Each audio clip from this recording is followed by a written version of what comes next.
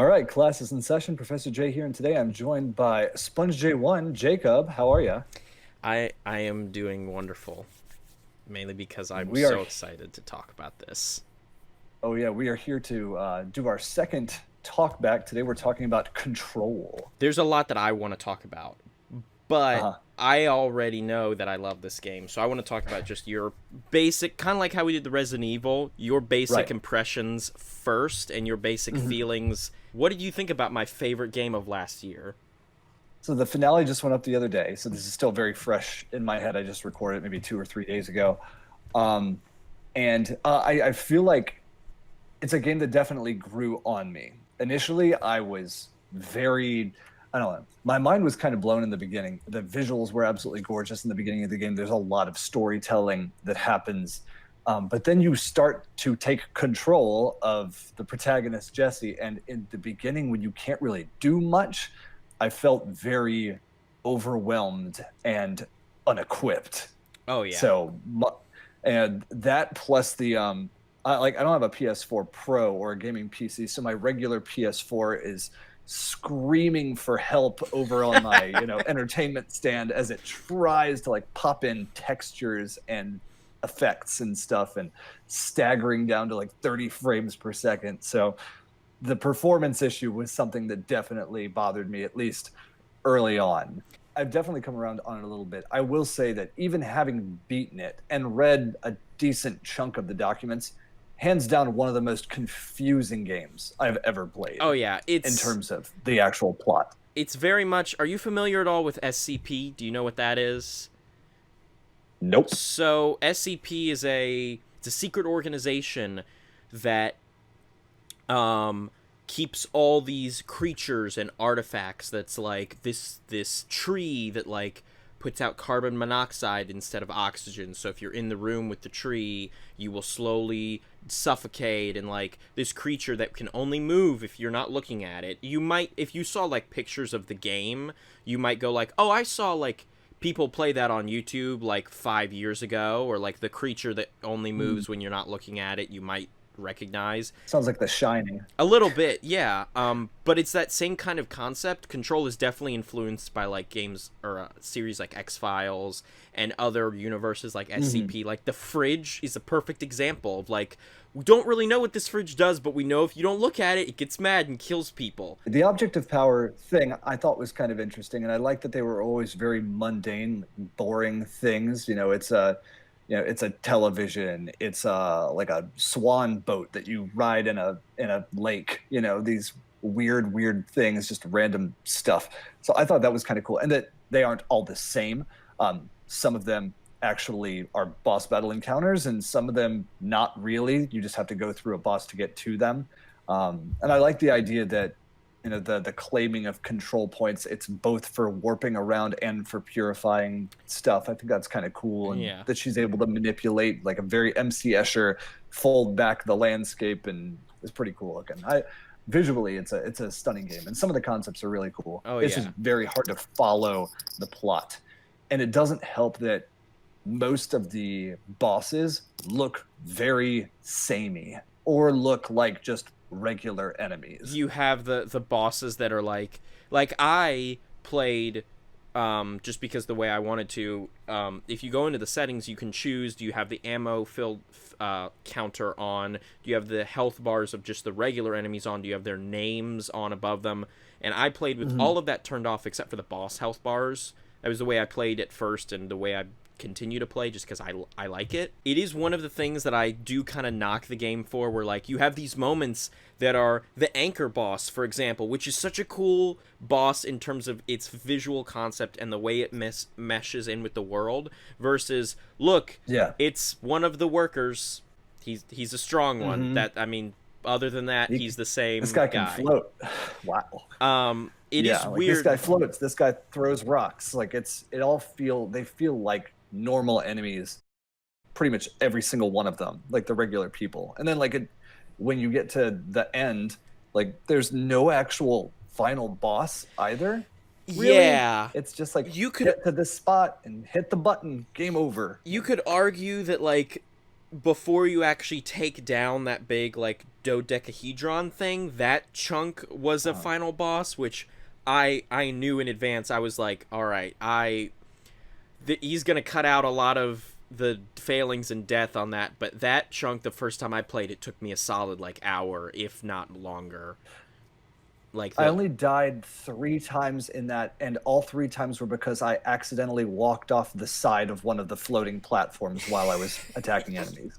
The only boss encounters that stick out in my head are the ones that were against like non-humans. You know, you have your anchor, you have the weird spider leg giant eyeball thing inside the refrigerator that I saw one more time too. Like those things stand out, but the human enemies are kind of a dime a dozen, and yeah, which is sad because they're the ones that are actually connected to the plot, and it does not make me care more about the plot.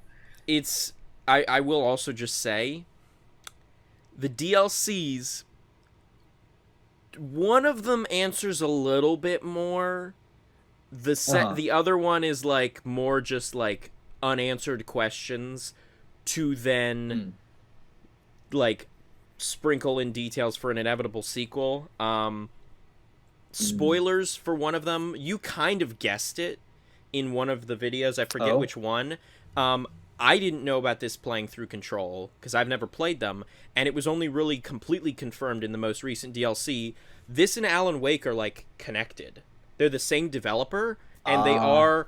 It's unknown how connected. There's a lot of tidbits in the DLC of like, if this is actually real, because Alan is an author, but nothing is actually confirmed. I have my own theories, and Cameron Potter, who also adores this game and who bought me Last of Us Part 2, he and I both have theories on Control, but nothing is... It's basically the studio saying, like, I don't know, maybe. Let's make another game and see. Which is kind of just like how all their games have been, like Quantum Break and Alan Wake.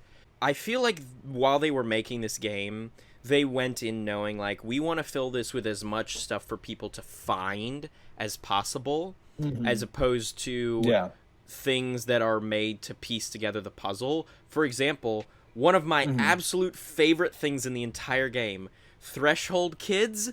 There are multiple episodes that are... I don't know if you watched the whole episode or if you just booted out because you got freaked by it, but there are multiple, like, 5-minute episodes on TVs throughout the entire game that are just this weird Sesame Street but super creepy kind of thing. I sat there for about 45 seconds watching the one, and I got so creeped out. And I also realized I was just sitting there and recording myself standing there watching a TV. I was like, that's not going to be entertaining, so just walk away. But I will say, gameplay-wise, just to shift gears for a second, once I got other types of guns, I felt like the gameplay started to evolve a little bit. Because I do want to talk about that. It's one of, I think, the strongest aspects of the game, purely because difficulty you can argue, but I think that in terms of the actual gameplay, the fact that it's mixing in all of these different powers with your typical, like, shooting is not only really cool, but it allows for so many different playstyles. Like, you... what's the word that I'm thinking of? You relied a lot more on the shooting than I ever did. A lot of my stuff was just loading skill points into the stamina bar, pretty much, and then that way I could just levitate and throw things as much as I could, whereas you did that but relied a lot more on the typical gunplay. And that just might be experience with other franchises. It probably wasn't until episode like 11 or 12 of 13 that I even got levitate. So at that point, you know, it was really only in like the last maybe 2 hours of the game that I felt like I had enough skill points to do cool stuff, like throw enemies, throw grenades back, do the like Marvel like superhero smash down into the ground move and all that stuff. I didn't get that until really late, and I wish that I'd had more of those skill points earlier on. It is a game that when you start to get that stuff, it does let you feel powerful. It does, not just from the way the environments just are destructible, but just like the amount of like, now that you have that stuff, if you go back to some of those other areas, like the like bridge areas, what is it called, the Panopticon, if you go back there, the Panopticon, and just like those enemies, I guarantee you would just completely destroy them Yeah, once I got Levitate, I did go back and revisit a few areas just to see like what's up in the rafters, if anything. And I found a couple of hidden areas, and it wasn't until maybe like episode 10 or something that I really started cycling back to old areas with my higher clearance level to try and explore some of those rooms, and that gave me a lot of the pieces that I needed to get a lot of these better skills. And so I guess if I had been just kind of wandering more than actually trying to follow the narrative, I probably would have been a lot stronger a lot sooner. But I tend to follow the narrative. So this feels sort of open world. But at the same time, there is a path to follow with waypoints and everything. So it was kind of a tug of war between, what do I actually do?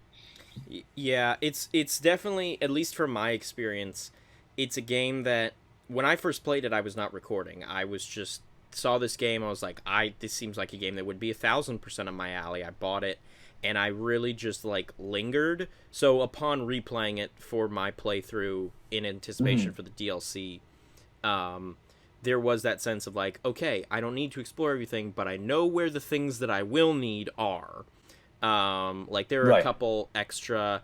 I don't know if you did. I recommend, now that you've beaten it, if you want to, of course, going back and doing even just some of the side missions. There's a great one for the guy who runs the Panopticon, where he just has you go and get a bunch of other objects of power that are like loose. I did.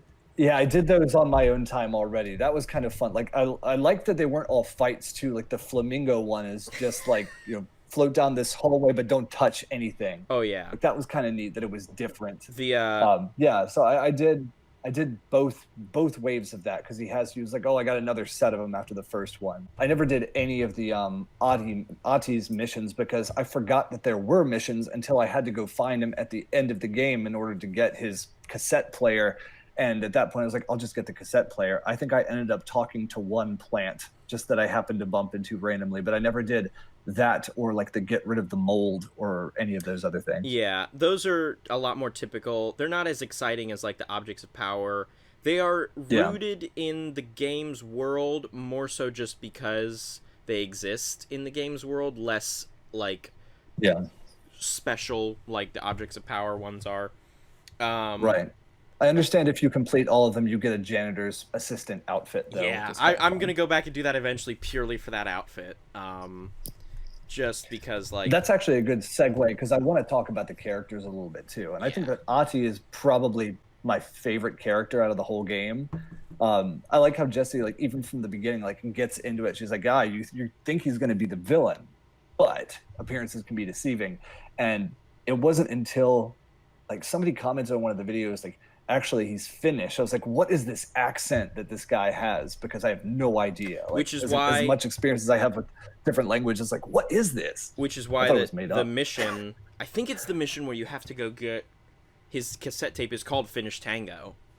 Right, yeah, Finnish Tango. Yeah, with 2 N's. I was like, aha, there's confirmation right there. I thought that he was really fascinating. Jessie, actually, the actress, voice actress who does her, does a phenomenal job. And I went and looked up some of her stuff afterwards. This is pretty much the biggest thing that she's done. She's a Canadian actress, and like, other than this, she's had some bit voice roles and stuff, but mostly just done Canadian soap operas. And that makes me wonder, like, what stood out to you? Because Remedy is not a Canadian studio. They're Swedish, I think. That would explain having the Finnish guy, but at least it's, it's all Scandinavian. It makes more sense that they would pull that rather than some other nationality. All of these characters, I don't know if it's just because I have a penchant for like odd stories, but I love a lot of these characters a lot. Darling I love, Ati I love. The guy who runs the Panopticon, I forget his name. The guy with the cat, I think he's great. They're all just like, oh, I've been pulling some long hours, got to get home. Like, my cat has separation anxiety. They're all just like perfectly that kind of odd that, like, again, it makes me think of like X-Files and those kinds of things where it's like, this is an odd scenario, but it's something they're used to, so it doesn't bother them at all. A lot of them play it way cool considering what's happening. It seems like almost everyone is dead, and for most of the characters it's another day at the office. It doesn't really feel like anyone has any ill will towards anyone else. There's no, like, even Jessie just sort of waltzing in there. What is it? Yeah. Is it Yes, it's Pope. Yes, is that the like a Yeah, Pope, yeah, the blonde lady with one ear that's like halfway tilted down. yeah. Even she's just like, oh, hey, you're here. All right, cool. I'll do what I can to help you. That was very confusing to me. The ease with which everyone accepted that Trench was dead, and this lady, just because she picked a gun up off the ground, now she's the one in charge. Like, that seems like a horrible management system. Yeah. It is one of those things where like it feels just because like this is the like it almost feels like the Doctor from Doctor Who, like the people who Hmm. know him and know like what comes with him existing, they're like, "Oh, you have a new body? All right, cool." Well, that's just what happens. I'm assuming Trench was not the first director. There were probably directors before him and they were like, "Oh, yeah, so this is just what happens?" Okay. Like with Sometimes the director shoots himself in the head. But did he shoot himself in the head? Because during that whole segment at the end, I'm like, did he kill himself? Did Jesse kill him? Did the brother kill him? It so was very confusing. from what Yeah. my interpretation of it is when they got when they brought the projector and Jesse's brother Hmm. to the bureau, I don't know Hmm. if at that point or if it later on just like a little bit of the hiss or something leaked through and like got to Trench.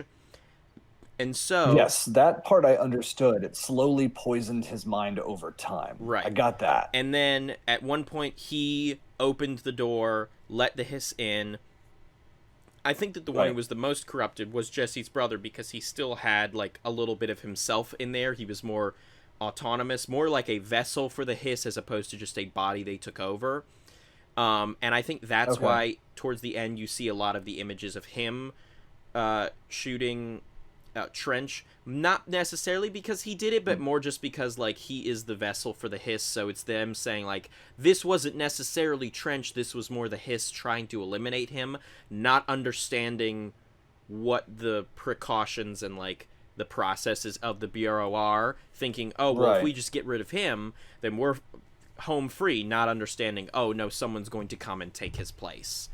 It felt like a movie that was trying to be deep without figuring out in advance what was meant to be understood. It's Like, very yeah, it's like this is gonna look it's artistic. very Twin Peaks esque, where there is a lot of that just information being delivered to you, and you're like, you probably knew what you were gonna say, but I don't know how much I'm getting out of that. And I think purely because Yeah. I've discussed it with friends and like replayed it is just the only reason that I am able to assume as much as I can. I almost want to write about this game because I think that there's a lot in it that could be discussed in terms of um like in a weird way Me Too, because you have Jesse coming in taking over. The only two like preconceived male characters you see are the director and her brother, who are both revealed to be like these sort of Yeah. insidious characters. Everyone else like Ati Mhm. is a minority and he's not around that much. Like it feels like everybody who's not just the strict like cis white guy is more Mhm. open to helping, whereas those two characters are specifically expressed of like they are trying to seek control. Jesse's referring to Right. her friend in her head with a lot of female pronouns. I don't know if there's anything to that, but I almost want to just Mhm. try to write a paper about that because I feel like there's something there. Yeah, the only other named white guy in the game who hasn't been turned into Hiss is the dude who runs the Panopticon, Yeah, as and far as even I can he's remember. like a little bit more like just kind of casual and like, for lack of a better phrase, like he's a little schlubby, like a little bit of that Jack Black kind of personality to him, just super chill. Yeah.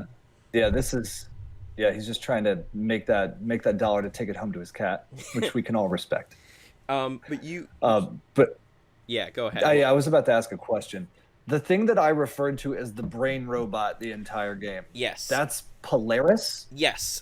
And So Polaris is what? It's not an object of power because the object of power was the slide projector that they found. They yes, also found whatever this thing is, which is not the Hiss. Is it an alien or a ghost or so what?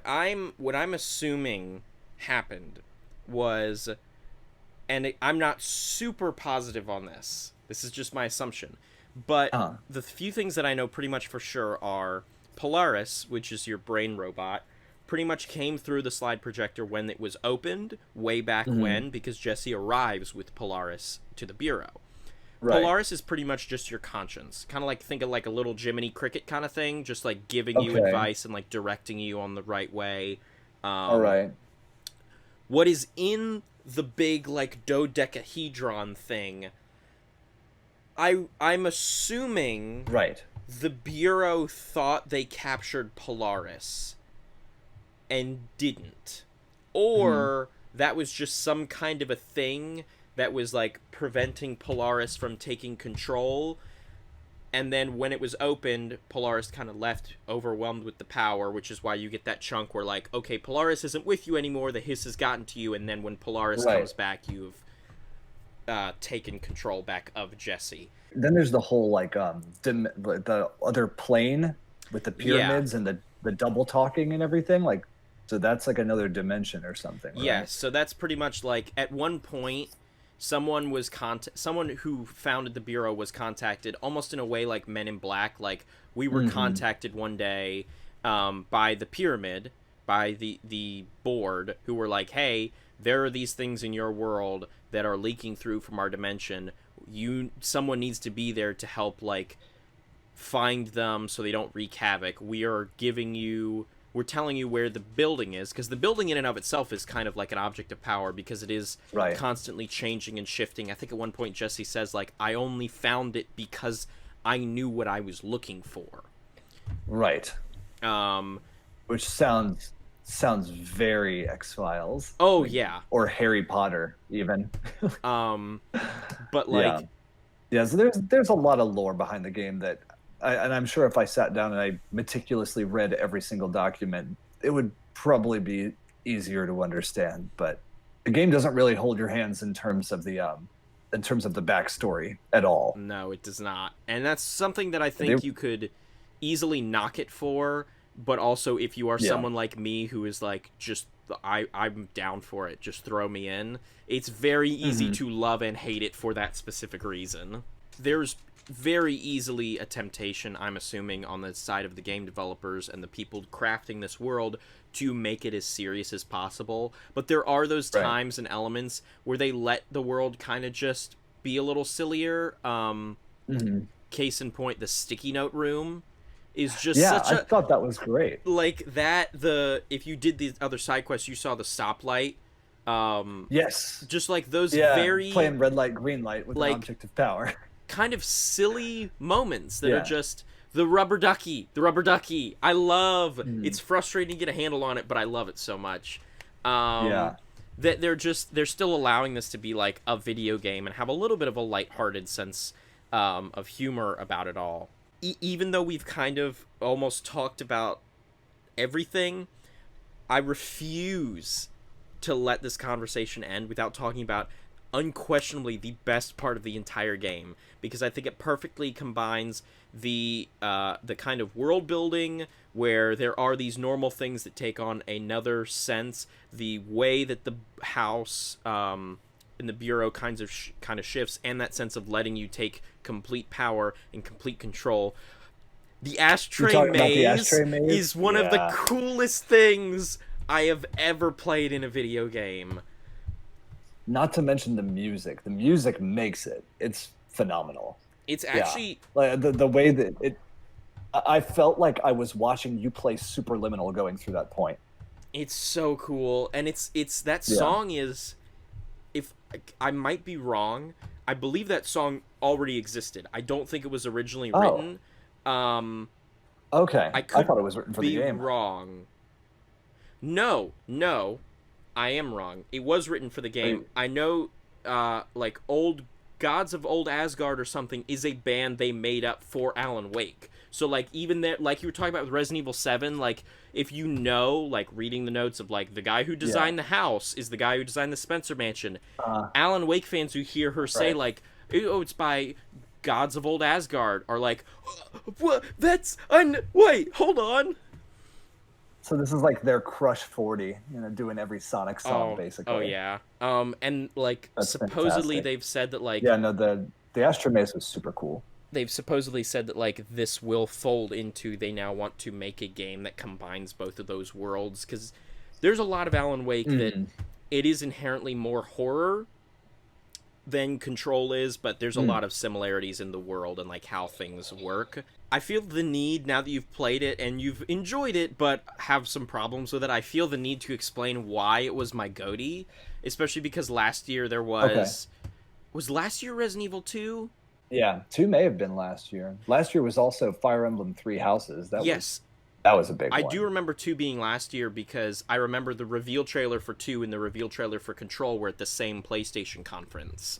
Yeah. Um, I want to say it was like January or February of last year. but like even with Resident Evil 2, granted I didn't play that last year, and like Borderlands 3 and like all of these really excellent games, Outer Worlds that I played and really enjoyed. I loved Control because Borderlands 3 was great and I loved it, but it was handing me more Borderlands. Outer Worlds was great and I loved it, but it was handing me more like Fallout New Vegas. I played Control and I was like, this is like nothing I've played before. This is just completely out there and bonkers, and just, I think that's one of the reasons why it tipped the scales for me. Yeah. IGN gave it their Game of the Year. It got a lot of nominations. I think it won a lot of art direction ones, which I think is definitely deserved. Yeah. It didn't win a lot of, I think it won gameplay at DICE, but it didn't sell super well. Remedy part of said it may have been down to marketing, a good chunk of it. it was not super publicly marketed. There was a lot of fervor around, like, if you followed games journalism and if you talked to people who played it, there was a lot of people saying like, you should play this. But there was not a lot of marketing around it. It's also the first foray into a brand new series, so you feel like on a subsequent, like on a Control 2, they would probably hammer out a lot of the, the bumpy areas, the glitchy moments that happen. I had a couple of game-breaking moments where I had to turn the game off and turn it back on because I got stuck inside of a wall or something like that, and textures that don't pop in immediately, things like that. They'd probably fix. I don't know if it was because I was playing just on PC or playing what's technically the Ultimate Edition. I would hope they fix the bugs they fixed in the Ultimate Edition, they at least fixed in the regular. But like the first time I played it, there were a couple times where I got stuck. There were a couple times the first time I played it where I would finish like clearly a room where when you're done a door opens, where I was like, the door's not opening. What do I do? And like actually had to retrace a save because when I reloaded it, it would load me in the room with the door unopened. There's a very rabid fan base around this game now, and just the awards talk that it got the year it came out. I could definitely see a sequel coming out and being a lot more successful in terms of raw sales. Could also see a sequel coming out and hopefully running better now that next gen is out, because oh my god, it is not. Right. Like, I'm sure if I had a PS5 and could load the game up in there, the load times every time you die, that was also one of my least favorite things about the game. I think in the first couple of videos, I left them in just to show, like, every time I die, I sit through, no joke, about 60 to 90 seconds of this, like, red pulsing screen waiting for the game to load back up. I wish I could say those were better on PC, but maybe only by, like, 10... 15 seconds. I don't know why. The only thing that I could think it might be is because they're not using a proprietary engine. They're using their own engine called Northlight, which is what Remedy loves live action, but that proprietary engine is what allows them to do like the videos of Darling that are live action. The projections of Trench are actually live action as well, so it allows them to layer that sort of stuff that ends up looking so cool. Yeah, it looks super clean, but it comes at a cost. Yeah. I'm very interested to see, not just texture-wise, but just raw performance, how when the PS5 and Xbox Series X standard versions come out, as opposed to just the PS4 running on a PS5. I'm very curious to see how those perform. I'm glad that you enjoyed it. I kind of didn't expect you to fall in love with it as much as I did, but I'm glad that you at least enjoyed it and you got to experience it. I appreciate you gifting it to me. It was fun, especially towards the end. Once I could do more, I felt like I was having a better time. It was the the first hour was great, and then like a lot of the middle part was just me dying and being lost, and then I got a bunch of skills, and then it became fun. Yeah. It's almost, you could argue, like, once Jessie actually becomes, like, confident in her standing as, like, I am the director, that, okay, Yeah. I know what I'm doing now, then it kind of opens up a little bit more, but, yeah. Definitely. Even with diehard fans of this game, there's one thing everyone can agree on: the map is terrible. The map is absolutely It's awful. so bad. I'm glad that So there hard to are, follow. because it is an office building, there are signs in the actual physical world. Yes. Otherwise, it would be nigh impossible. Those were more helpful to me than the map ever was. Yeah, the map And is I'm helpful. grateful that there are as many warp points as there are. But even like every time you do a warp point, though, especially if it's to a different floor, you're going to sit there for 30 seconds waiting for your load to pop in. So, But yeah, oh. that's all I've got to say. I really Yeah, love it. I really me too. love Jessie as a character. I love this game a lot, and I'm excited to see what happens next. It's a lot of fun. It's worth checking out, Ooh. especially if the load times are cut out on the PS5 version. One tiny sure. little thing that Yeah. we forgot to mention: the fake out ending. Yes, I appreciated that. I thought that was fun because I thought it was over, and I was really like, that's it. And then like the credits started to bleed, and I was like, well, that's different. And then it takes you through the everyday like regular working thing, and I enjoyed that segment. I liked the fact that it faked me out, although I can't say I'm much more satisfied with the true ending Yeah. or the gameplay from that point forward. The like delivering the mail thing was kind of neat, but then when it came to the red pyramid, just to fight a few waves of enemies, levitate across, touch, like that part wasn't really fun. It makes It me was feel just like more of there the was same. probably a larger boss battle ending that was going to happen that might have just gotten cut along the way, or they were just like, Yeah. we can't really figure this out, so Right. I But- thought I was going to fight the giant cyclops spider again. there might be a little bit more details of what exactly that is in one of the DLCs. All right, well, that's probably a good place to stop. So thank you so much for joining me for today's talkback. No Jacob. problem. I'm always happy to talk about Control. Yep. And if you guys want to see more Control, you've done playthroughs of all the DLC on your channel, right? Yes, I did a replay through, so like knowing the game already, I like replayed it, kind of like how I'm doing with Portal 2. I played the game before and I love it, but I'm doing it again to then get all caught up and refresh, for then I've moved right into the DLCs. Both of those, full and complete, are on my channel as well. All right, you guys will have to give those a look.